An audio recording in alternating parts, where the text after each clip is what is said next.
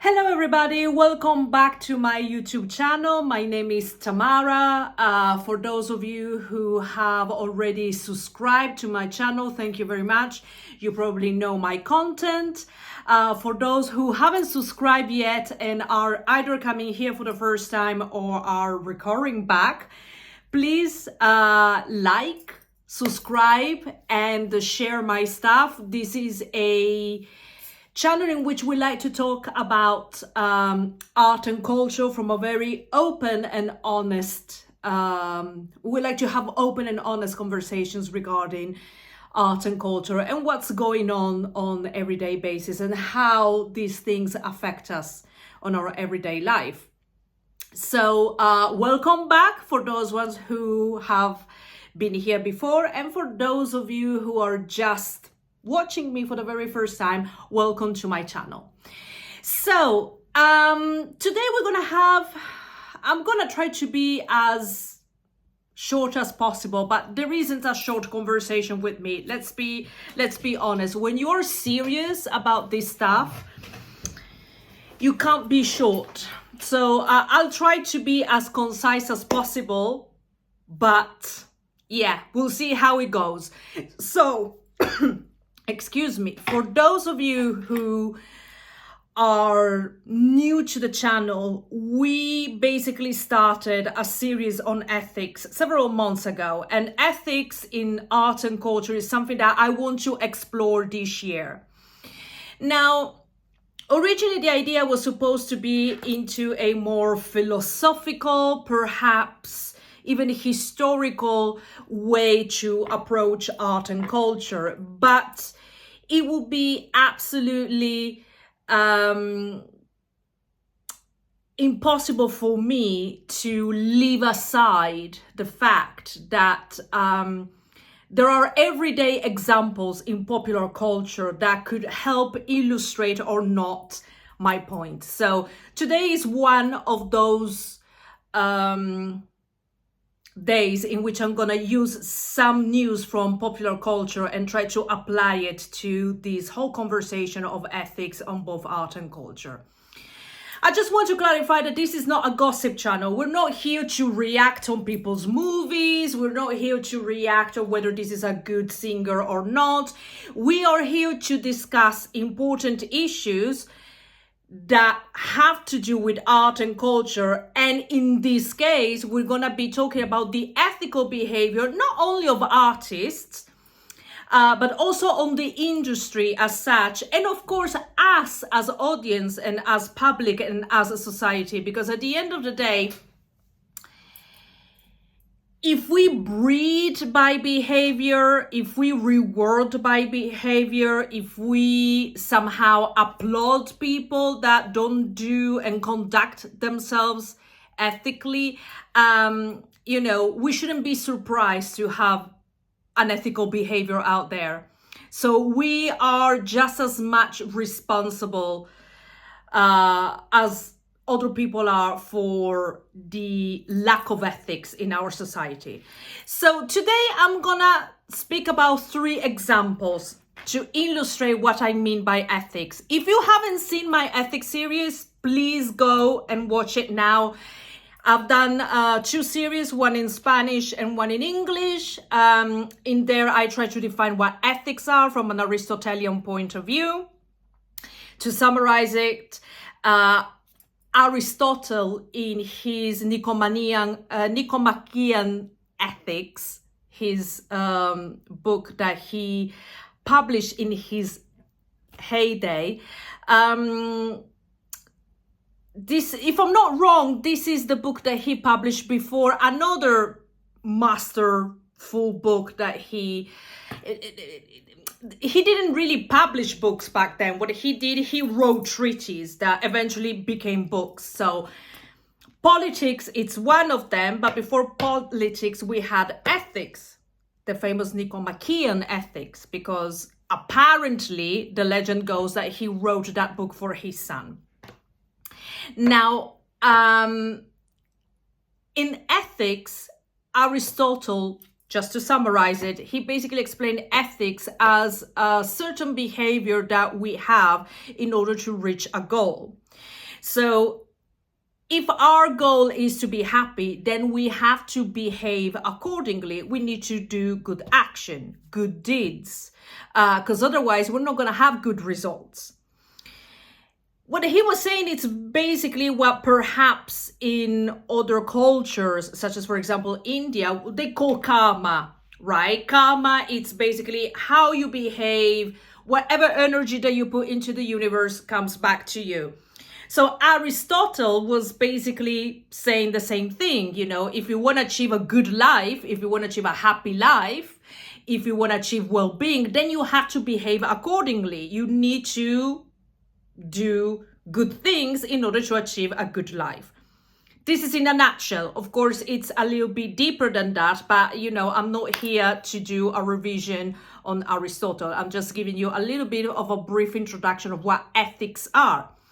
Because once we know what ethics are, then we can talk about ethical behavior and what's ethical and what's not. So in arts and culture, we have lots of examples of people who are incredibly unethical. The first person I'm going to talk about is somebody very famous. Her name is Jennifer Lopez. And before I start saying anything, I'm not here to do a J-Lo bashing. Okay, I'm just using her as an example because her latest behavior has created a storm of controversy and a lot of backlash towards her. So what happened with Jennifer Lopez? Jennifer Lopez, to be absolutely fair and honest with you, it's not a favorite artist of mine. I understand that she has become a superstar. She is incredibly famous.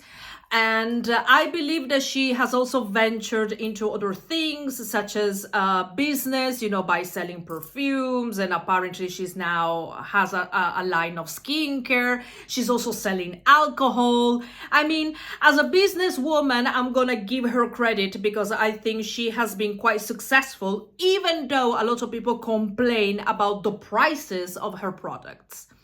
Now, as an artist, as a lot of people out there have been pointing out, it's a little bit stretched to call her an artist. Yes, she's a good dancer. That's her primary training as a dancer. As an actress, she hasn't been able to make masterpieces, I'm afraid. She has made some entertaining movies. I remember her from Selena, but that movie, it's almost 30 years old, and the movie came out in 1997, and she hasn't really been able to make a splash ever since, at least on the acting front. A lot of people liked Hustlers. I did find Hustlers a very entertaining movie, but I wouldn't say that it's anything more than that. So Jennifer Lopez is an entertaining entertainer, but doesn't necessarily ooze talent as much as she thinks that she does. Definitely her talent doesn't match her superstardom. And however, she was able to keep herself on top for 25 years. And one of the pillars was the fact that she also decided to sing.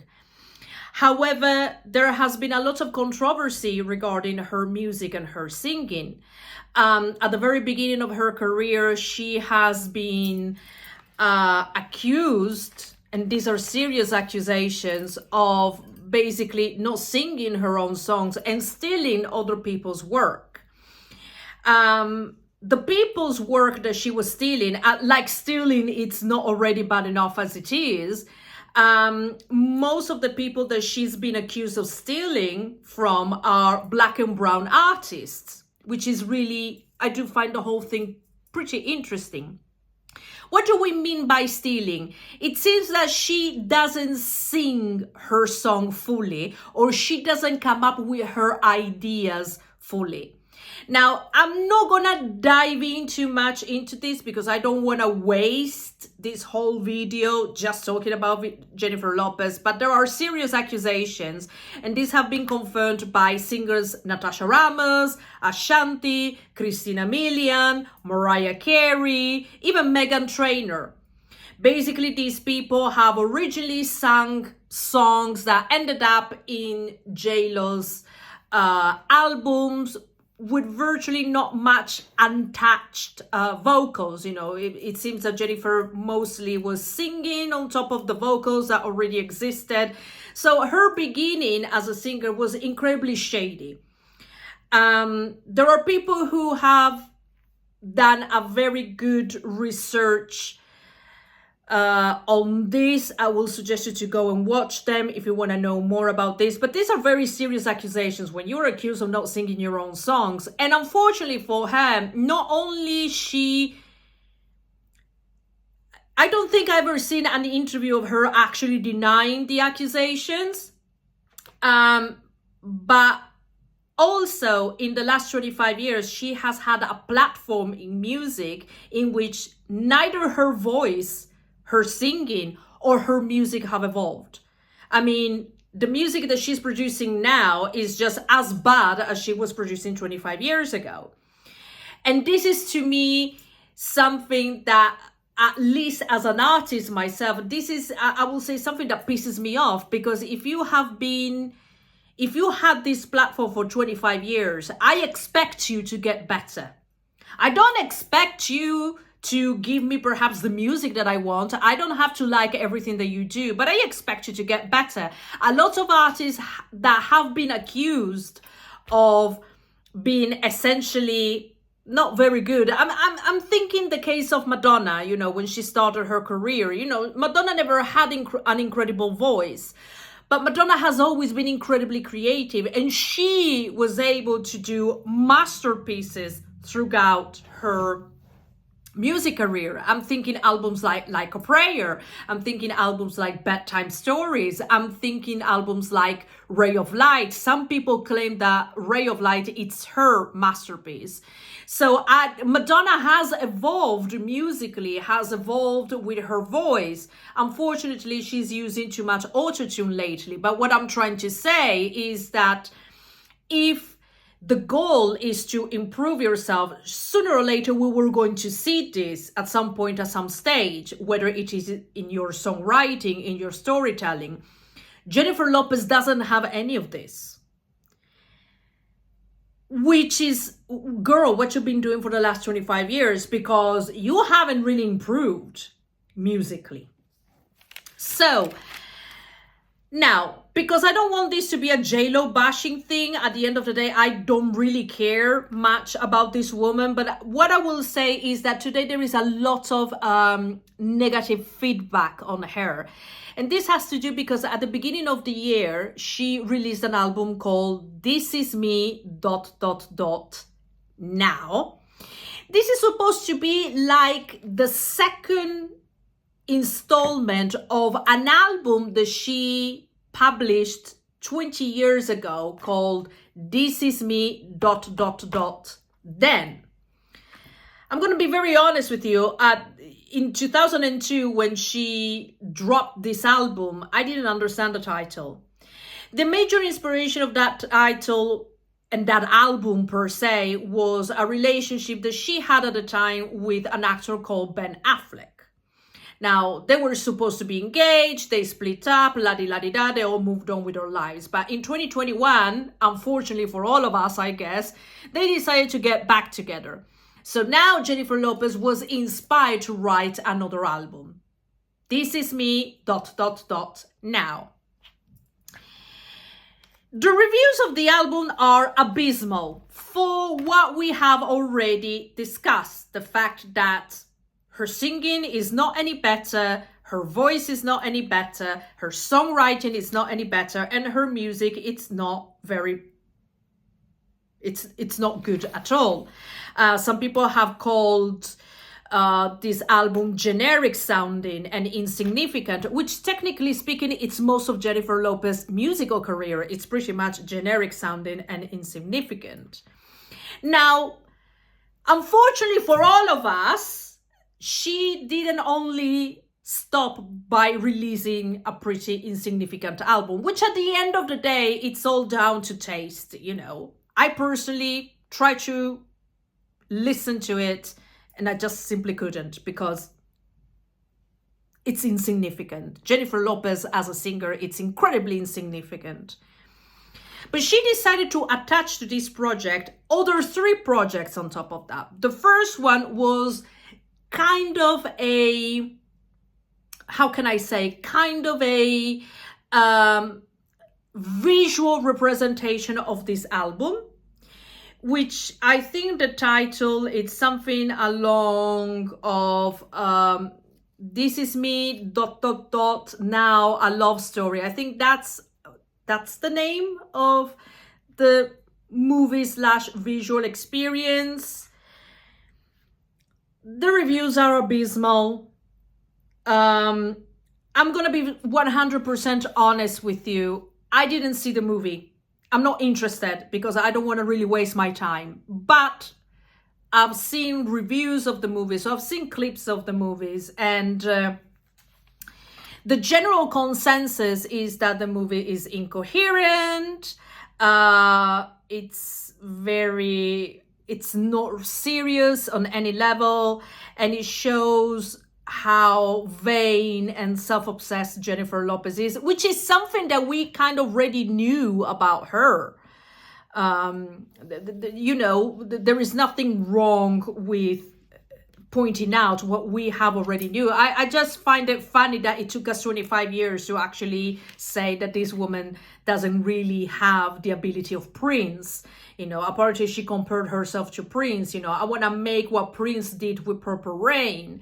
And although when the movie Purple Rain came out, it had abysmal reviews, it had solid music that backed it up. The Purple Rain album is perhaps Prince's best-selling album ever, and it gave us amazing music like When Doves Cry, Purple Rain. I mean, it's a fantastic album. I'm a huge Prince fan, so comparing yourself to Prince, it's mind-blowing. Okay, but unfortunately it doesn't end here. Okay, we didn't like the album, we didn't like the visual movie / whatever thing. But things get worse because she decided to attach a documentary to all of this. It's kind of showing the behind the scenes of how this movie was made. And if I'm not wrong, the documentary is called The Love Story That Was Never Told, or The Greatest Love Story That Was Never Told, something along the lines. Or maybe that's the name of the movie. Anyway, she released a documentary, and I think the documentary was perhaps the worst thing that she has ever done, because the documentary, it's kind of the last nail in the coffin type of thing for her, because we have already talked about her incoherent, unserious, vain, self-obsessed, generic sounding, insignificant work. Some people have added that the movie looks fake, and I've seen a few clips of the movie, and aesthetically doesn't do it for me. Doesn't send me running to Amazon Prime or whatever it is that she put this thing on. The documentary confirms in several scenes how ego-driven she is and how much of an ego problem she has, how she has total disregard for others, how distasteful and disrespectful generally she is. Again, I already knew this about Jennifer Lopez 20 odd years ago by interviews that she gave, in which she, at the beginning of her career, she gave a horrendous interview in which she trashed people like Gwyneth Paltrow, Cameron Diaz, Madonna, Mariah Carey. This was at the very beginning of her career, and I'm like, girl, you don't even have a quarter of the talent of any of the girls that you have just mentioned. But alas, it has to take us as a society 25 years to say, girl, people like you shouldn't exist, I guess. Some people have called this trilogy of project, the album, the movie, the documentary, attention-seeking, a public relations stunt gone wrong. She keeps on talking about how she's Jenny from the block, even though she hasn't been in the Bronx for God knows how long. And a lot of people on the Bronx don't seem to be happy with her either. So the album debuted on the Billboard charts at number 38. I believe this is the lowest ranked album that she has ever had.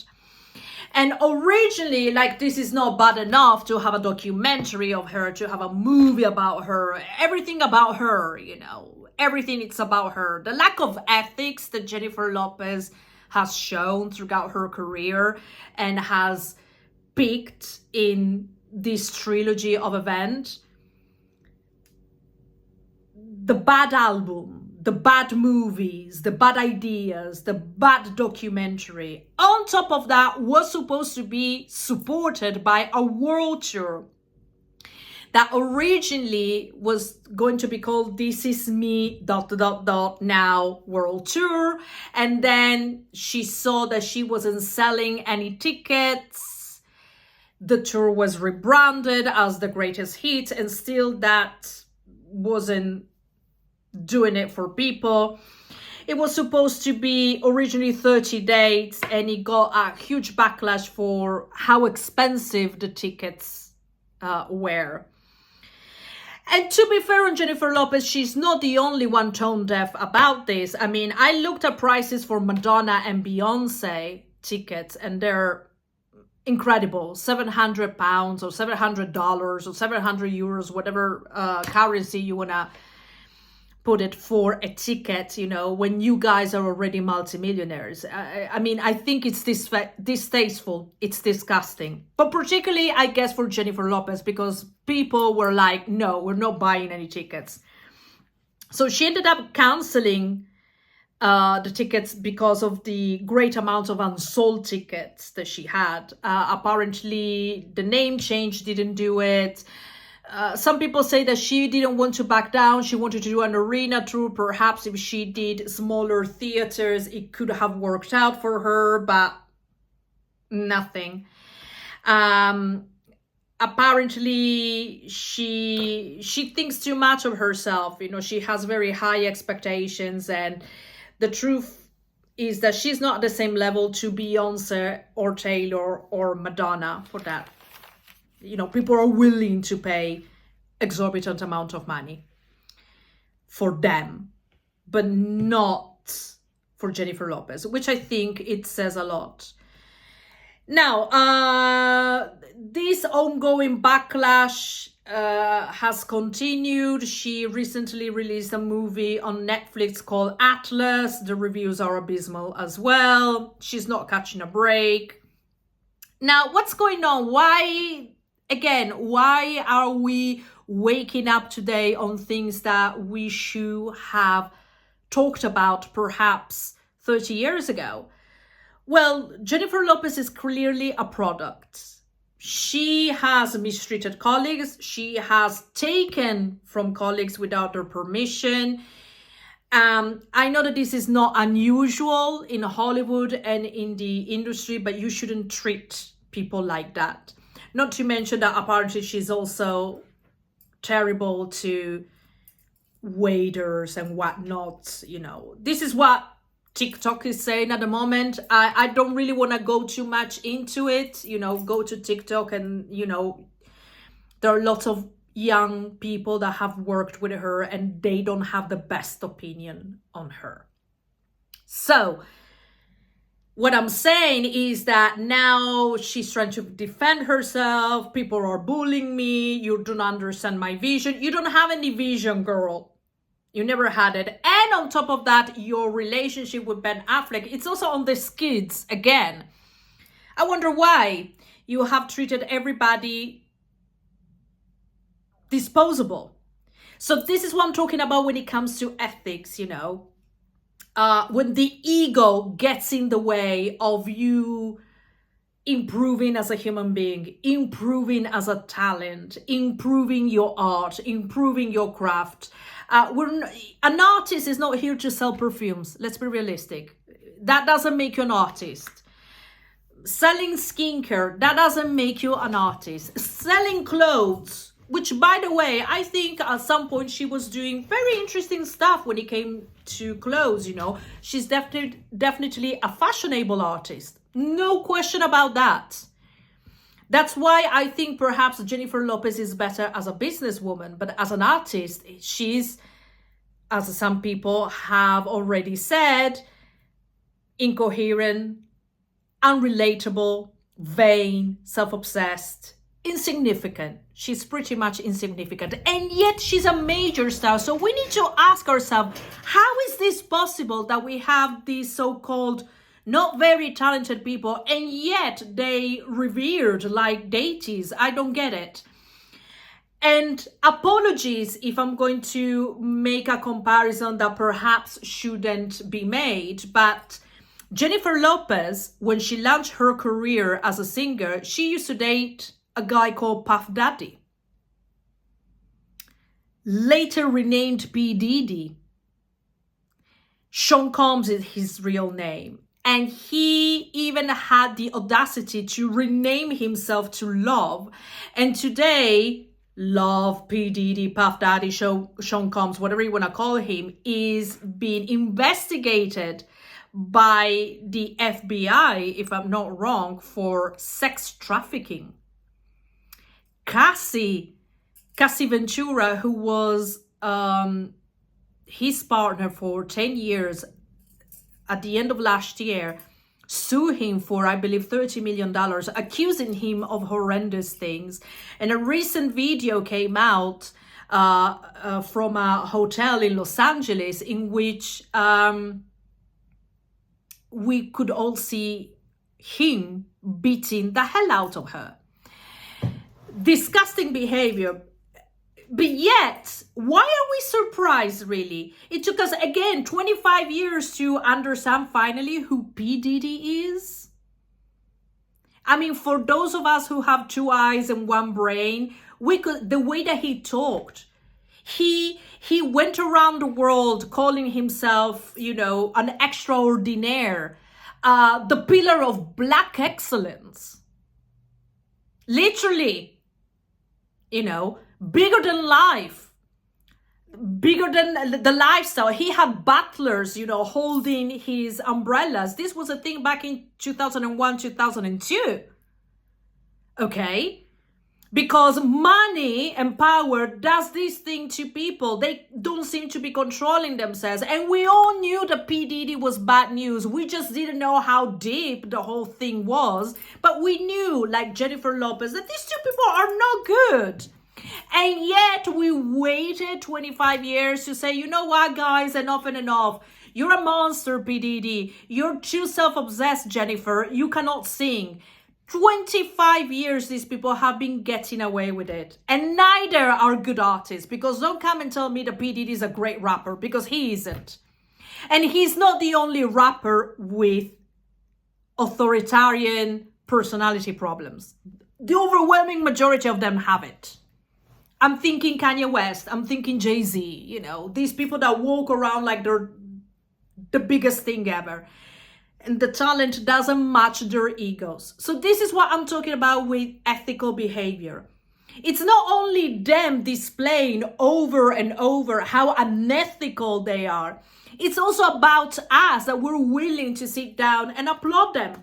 The more we applaud them, the bigger their ego gets. So it's okay for us to say, look, you're doing this wrong. I can't take you anymore. You're being too much. But why does it take us 25 years to give what it's due to these people?